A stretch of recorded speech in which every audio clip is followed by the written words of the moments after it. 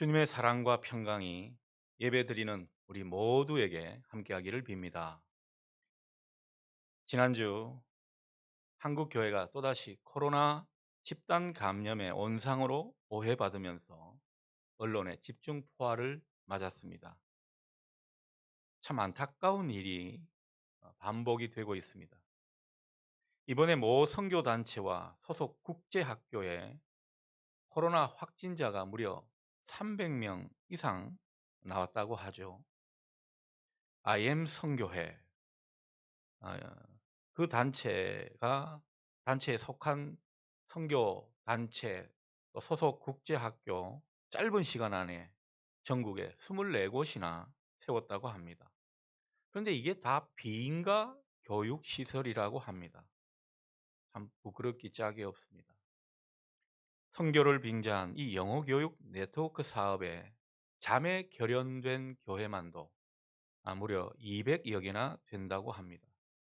신앙을 전면에 내세우고 또 영어 교육을 강조하면서 이 국제학교를 졸업하게 되면 외국에 유학의 길이 열린다고 그렇게 홍보하게 되니까 가뜩이나 자식 교육에 대한 욕망이 많은 부모들 마음에 또 다음 세대 신앙 교육에 조바심이 많은 어른들 마음에 아주 불을 지폈던 모양입니다. 며칠 전 이 선교단체 대표 마이클 조라는 선교사의 동영상을 본 일이 있습니다. 제가 보고는 좀 충격을 받았습니다. 자기들이 수년 새 얼마나 사업 실적을 냈는지 막 자화자찬하더니만 자기가 영어를 잘 못했는데 하나님 은혜로 꿈으로 영어를 배웠다고 그렇게 간증하는 것을 보았습니다. 참 대단한 분이죠. 게다가 자기들은 작년 여름부터 많게는 2,000명씩 전국적으로 수련회를 해왔는데도 신앙의 힘으로 코로나를 다 이겨냈다고 그렇게 말을 합니다. 마스크도 안 쓰고 또 마스크 안 쓴 채 기도하고 프로그램을 진행해도 하나님께서 자기 아이들을 아주 과학적으로 지켜주신다며 허탄하게 자랑을 일삼습니다. 저는 솔직히 매주 예배 드릴 때마다 참 조심하면서 이 쪼는 마음으로 아 예 예배를 인도하고 또 지켜보고 있는데 이분은 코로나가 별것 아니냐 장담하면서 아주 통 큰 믿음을 보이고 있는 것입니다. 하지만 여러분, 이것은 제대로 된 믿음이 아닐 것입니다. 여러분 어떻게 보십니까? 이것은 어디까지나 하나님을 만홀히 여기는 모습이지 결코 온전한 믿음이 아닙니다. 자기들은 어떻게 해도 하나님이 다 막아주신다니 얼마나 교만하고 하나님을 우습게 여기는 망발입니까? 여러분, 이런 모습을 보이고 이런 말을 하게 되니까 기독교인들이 비정상적이고 비상식적인 이기주의자 소리를 듣게 되는 것입니다. 우리 기독교를 아주 값싼 종교로 전락하게 만드는 빌미를 주는 것이 되고 있죠. 여러분, 기독교인들이 이렇게 자기만 생각하고 공공의 선을 생각하지 않는 이런 무책임하고 이기적인 모습 어떻게 봐야 할까요? 우리에게는 그런 모습이 있지는 않는지 돌아보게 됩니다. 예전에 강남 스타일 이런 노래가 참 유행하던 때가 있었죠. 저도 어설프게 이 춤을 따라 하려다 보니까 또 아이들한테 핀잔을 듣기도 했습니다. 한때는 참 많이 유행했죠. 그런데 이 강남 스타일이라는 말처럼 우리 목사들도 그리고 평신도들도 뭔가 예수를 믿고 예수 안에 살게 되면 예수 스타일 이런 게 좀 묻어 나와야 되는데 이게 제대로 묻어 나오지 않더라는 것입니다.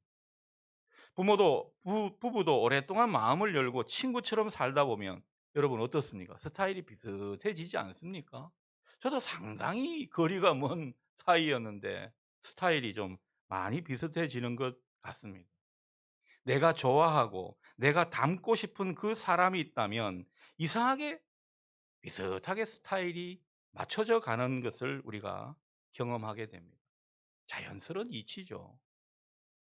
그런데 지금 우리 기독교인들에게는 어쩌면 이 예수 스타일이 잘 보이지 않아서 이게 결국은 여러 가지 문제를 파생하게 만들고 여러 가지 위기를 초래하는 원인이 되고 있지는 않는지 생각해 보게 됩니다.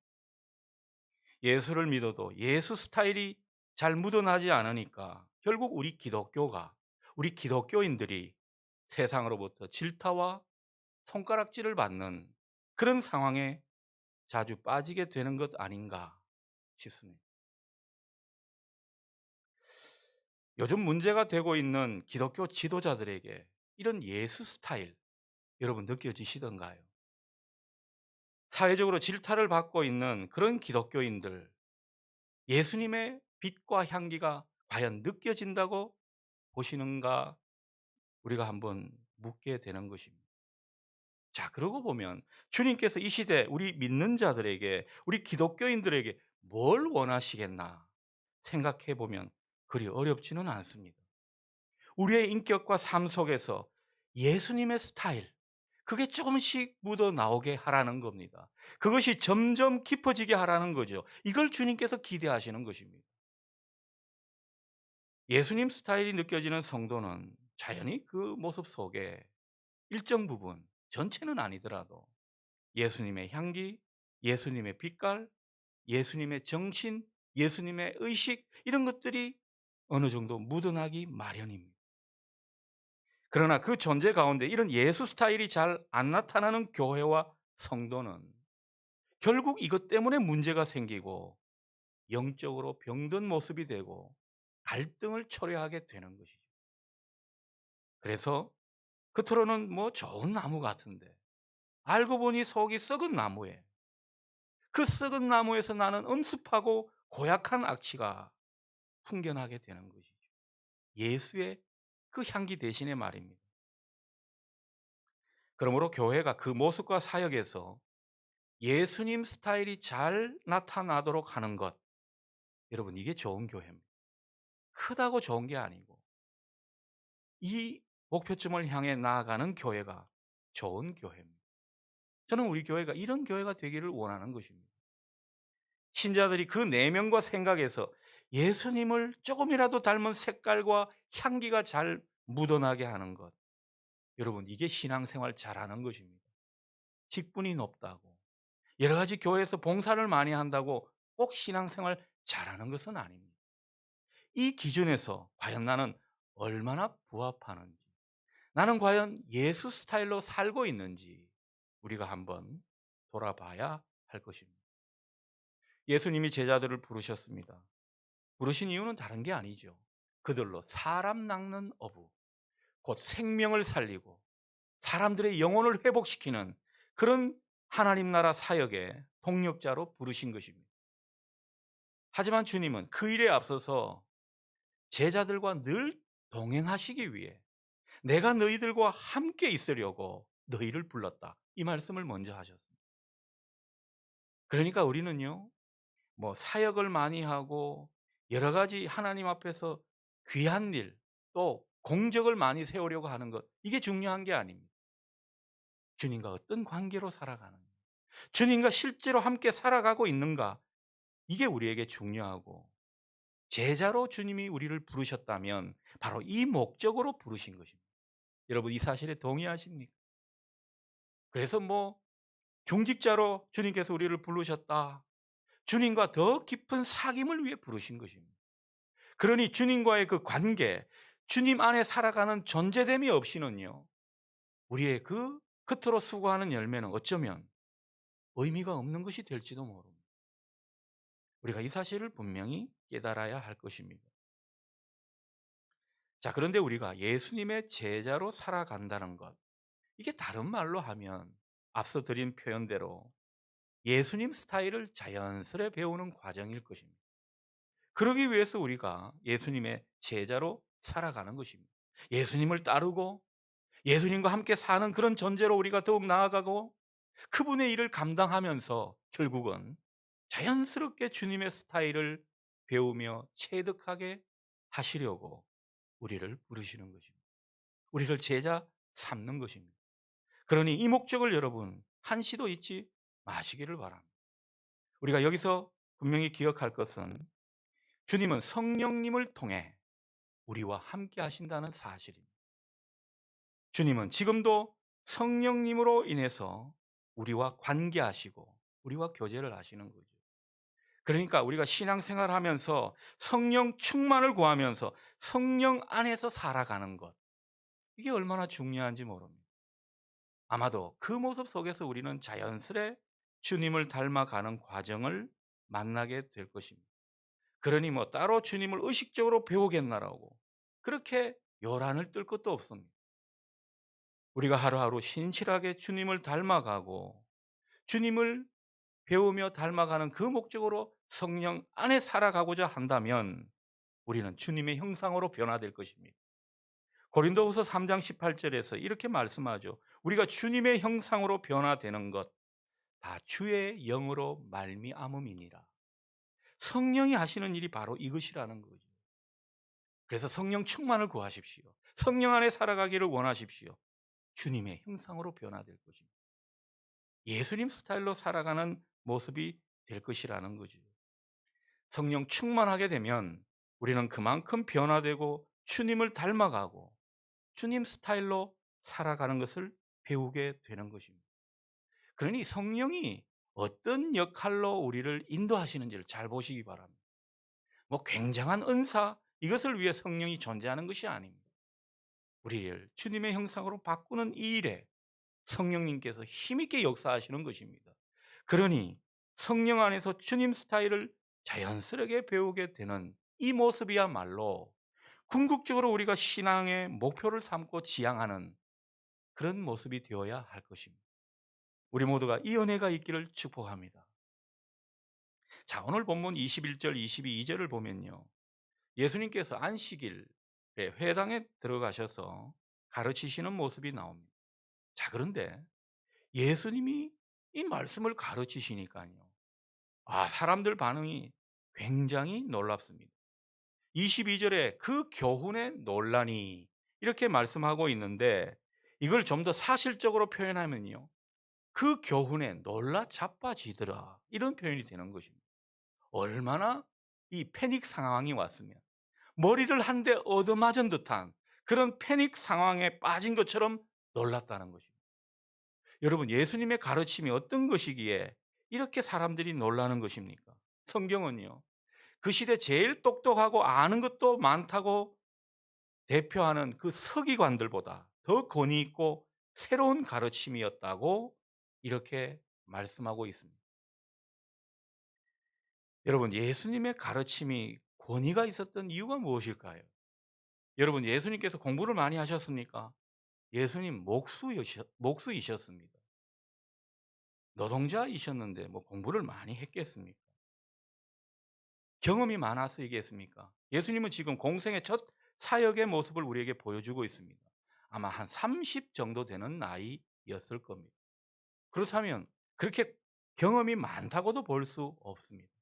그런데 그 가르침이 권위가 있었다는 것입니다. 왜 그렇습니까? 예수님의 가르침은 다 하나님으로부터 왔기 때문입니다. 여러분, 이 사실이 중요한 것이죠. 진정한 권위는 하나님에게서 오는 것입니다. 그래서 제가 뭐 이 목회자로 또 교회 지도자로 살아가면서 일부러 권위를 막 부리려고 할 때는 권위가 잘 서지 않더군요.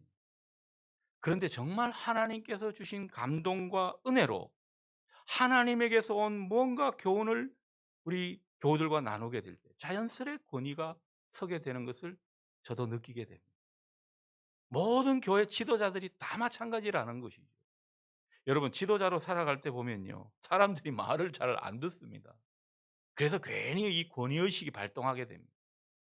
그러나 교회에서는 권위의식은 삼가해야 할 것입니다. 그러나 참된 권위는 인정이 되어야 합니다. 그 참된 권위는 하나님에게서 오는 것이죠. 그러니 권위가 인정받지 못할 때는 차라리 엎드리십시오. 하나님에게서 그 권위가 오도록 엎드리시면 좋겠습니다. 아무튼 예수님은 하나님의 뜻, 하나님의 관점을 받아들이면서 하나님께 계속 순종했기 때문에 하늘로부터 권위가 오게 된 것입니다. 이게 비결입니다. 우리가 이 세상을 살면서 하나님의 관점을 받아들이고 또 주님의 가르침에 순종하게 되면 우리에게도 참된 권위가 생겨날 줄 믿습니다. 교회와 성도들이 세상 사람들에게 밟히는 듯한 그런 소금의 모습으로 살아가게 되는 것, 하늘로부터 권위가 오지 않기 때문에 그런 것입니다. 하늘로부터 권위가 오지 않는 까닭은 다른 게 아니죠. 하나님의 관점대로, 주님의 가르침대로 살지 않았기 때문입니다. 예수님의 가르침과 별개로 행동하고 처신하는데 무슨 기독교인들에게 권위가 있겠습니까? 예수님의 가르침은 세상의 관점과 다른 하나님의 관점, 하나님의 복음에 기반한 사고였습니다. 세상 가치와는 거꾸로 된 가르침이요, 기존의 상식과 편견으로는 도저히 알 수 없는 뭔가 차원 높은 그런 관점을 예수님은 보여주셨습니다. 자, 예를 들어보죠. 주님이 복음서에서 쭉 말씀하실 때 어떤 걸 많이 말씀하셨나 종합해 보면요, 주님은 경쟁으로 살아가는 것이 아니라고 늘 말씀하십니다. 여러분, 이 치열한 경쟁이 있는 세상에 경쟁으로 살아가지 않으면 어떤 걸로 살아갑니까? 은혜로 사는 그 비결을 말씀하셨습니다. 힘으로 다스리는 사람들에게 힘으로 다스리는 게 아니다, 섬김으로 다스리는 것이다, 몸소 보여주셨습니다.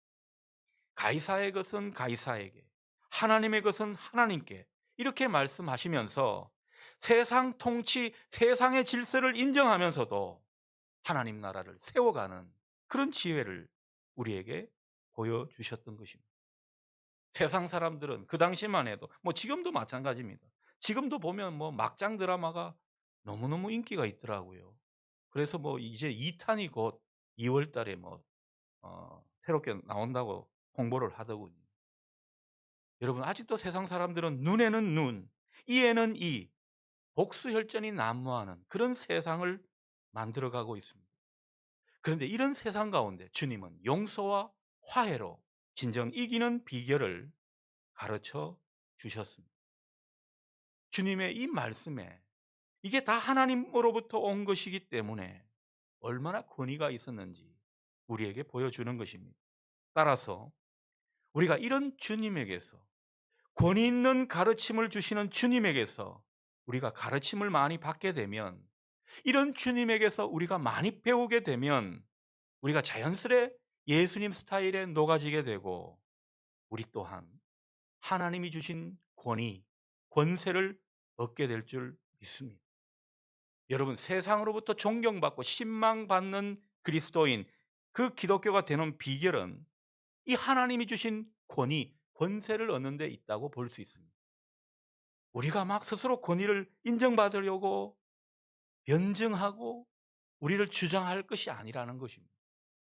여러분, 우리가 싸울 것은요, 혈과 육이 아닙니다. 영적인 싸움을 보아야 된다는 것이죠. 그러니 교회가 뭔가 세상에 밟히는 서군과 같은 위기와 수모를 당하는 것 같습니까? 그럴 때는 어디로 돌아가야 하겠습니까? 주님으로부터 하나님의 관점, 이 영적인 가르침을 새로이 받아야 할 때라고 믿습니다. 그래야 교회가, 신자들이 세상 가운데 권위를 회복할 수 있는 것입니다. 그러니 우리 교회가 올 한 해 이 주님 생각, 그리고 다시 복음으로라는 캐치프레이즈를 들고 나가면서 뭐부터 제일 먼저 강조하고 있습니까? 주님을 배우십시오. 여러분, 주님을 배우기 위해서 수요 사경회를 다시 한번 새롭게 한 것입니다. 누가복음을 통한 이 복음서의 말씀을 통해 우리가 주님을 근본에서부터 배우게 되는 이런 과정에 여러분 동참하시기를 바랍니다. 온라인으로 하니 얼마나 좋습니까? 다 같이 동참하시기 바랍니다. 여러분, 다 하신다고요? 주님을 많이 배우셨습니까? 천만의 말씀입니다. 바쁘시고 여러 가지 할 일도 많은 세상이지만은 주님을 배워야 우리가 거기에서 하늘로부터 오는 권세를 얻고 참된 지혜를 얻게 될 줄 믿습니다. 그러니 목사가 더 이상 이 광고 안 하도록 여러분 협력해 주시기를 바랍니다. 이젠 더 이상 우리 믿는 사람들이 소위 기독교 리더, 지도자들이라는 그런 사람들이 세상 사람들의 상식 수준과 교양에 한참 밑도는 그런 값싼 복음을 가지고 복음이라고 핏대를 세워서는 안 될 것입니다. 이제는 뭔가 세상 사람들이 한 대 얻어맞은 듯한 하늘의 소리, 영혼을 울리고 세상의 것과 뭔가 결이 다른 차원 높은 하늘의 관점을 들려줄 수 있는 그런 그리스도인들이 되어야 할 것입니다. 물론 이 일에는 우리 목회자들이 제일 제대로 반성하고 그 길을 가야 되겠죠. 저는 확신합니다. 지금은 비록 우리 기독교가 땅에 밟히는 소금처럼 그렇게 취급을 당하고 있지만 다시 한번 우리가 주님과 함께 살고 주님으로부터 제대로 배우고 그래서 우리를 통해 권위 있고 초월적인 주님의 소리가 울려 퍼지게 된다면 세상 사람들에게 하늘의 차원을 새롭게 들려주게 된다면 그 모습 뒤에 교회의 영광은 다시 회복될 줄 믿습니다. 존경받는 그리스도인들이 여기저기서 많이 나타나게 될 것입니다.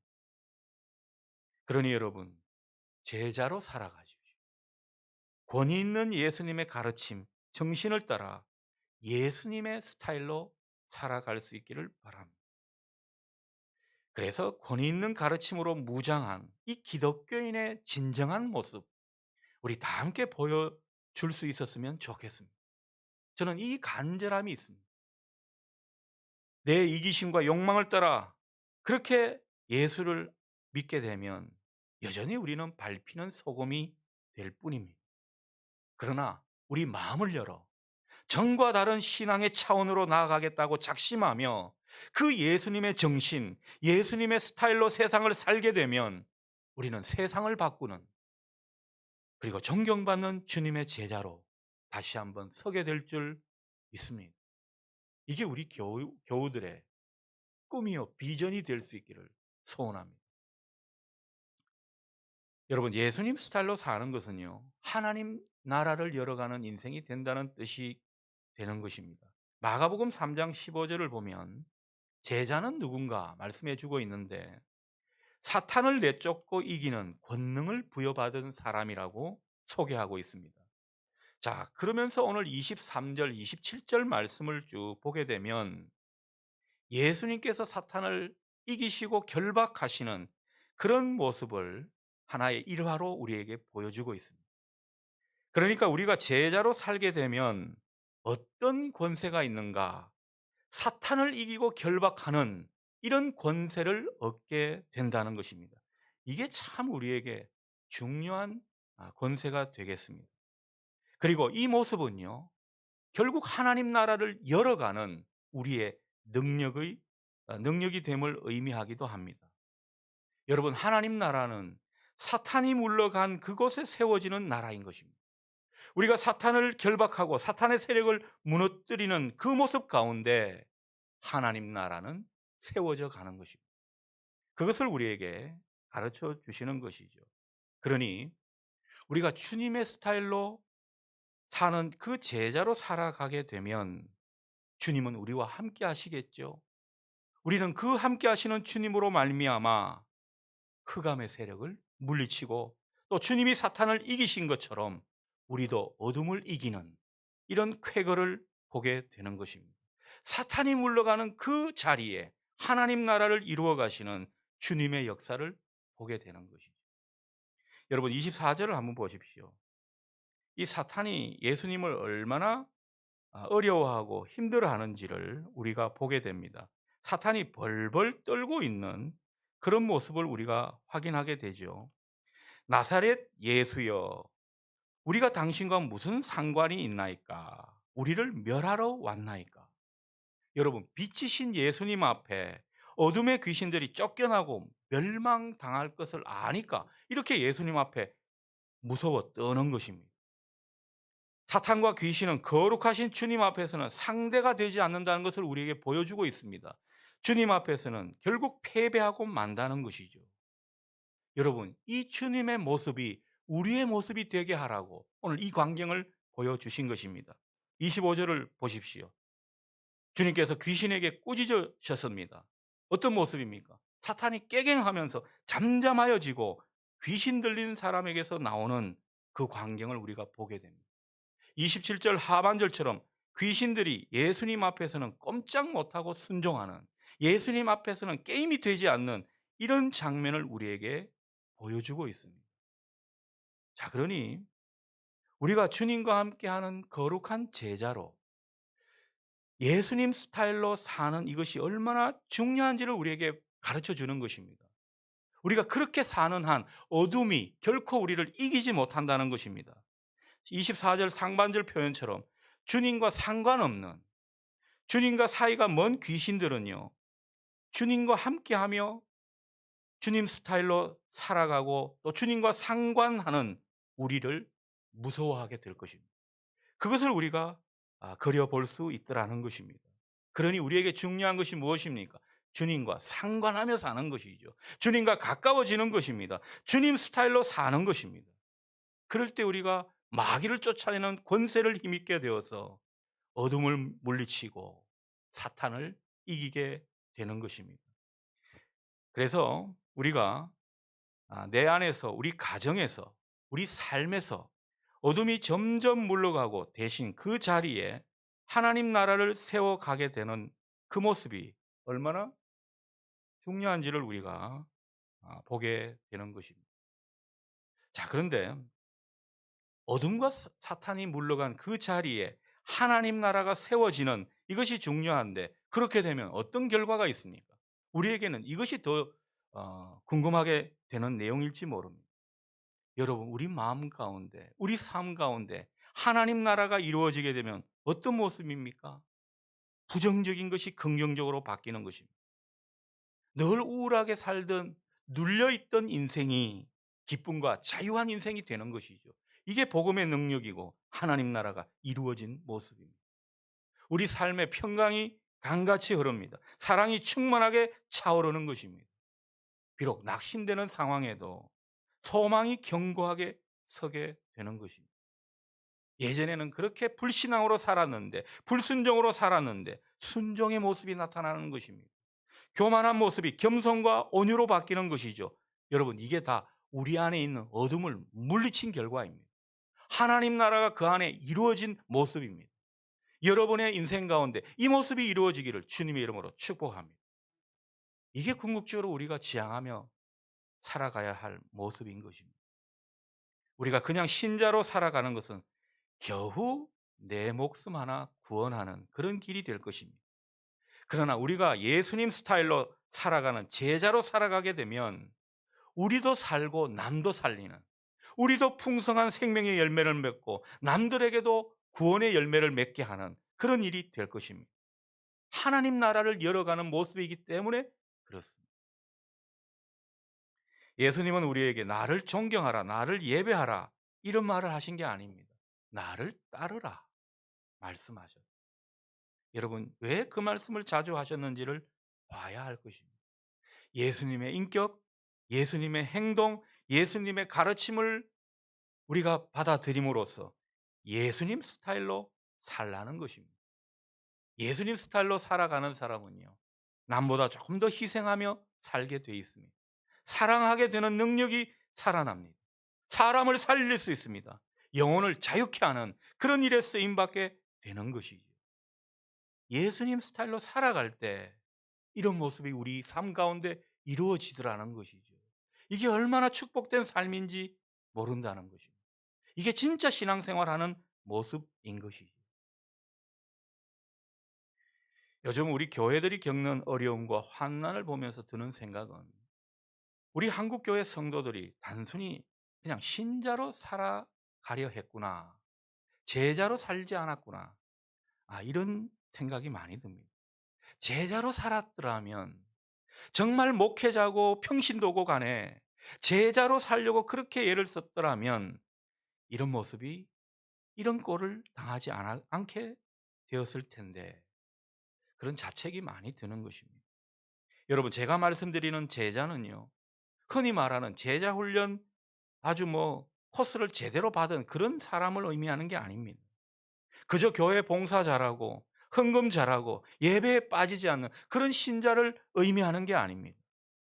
오늘 말씀처럼 내 인격과 내 삶 속에서 진정 예수님을 닮아가면서 예수님 스타일로 살아가는 것, 그게 진짜 제자의 모습이라는 것입니다.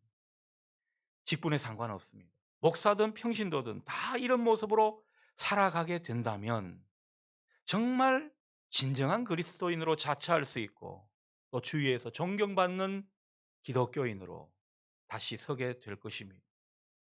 우리가 제자의 삶으로 주님과 동행하면서 예수님 스타일로 점점 무르익어 갈 때 여러분, 교회는 그 가운데 빛을 발하게 될 것입니다.